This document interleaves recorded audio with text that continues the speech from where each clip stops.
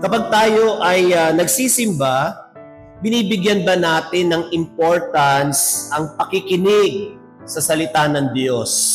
Ginagawa natin ang liturgy of the Word, dapat nakikinig tayo ng mabuti.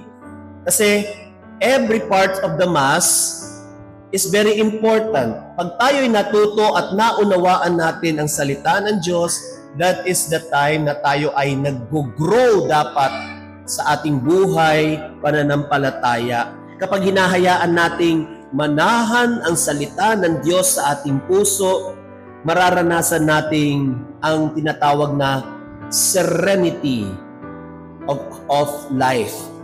Pinalalakas din tayo ng salita ng Diyos at pinapaalalahanan tayo ng salita ng Diyos na hindi tayo nag-iisa. God is always with us, especially in His Word.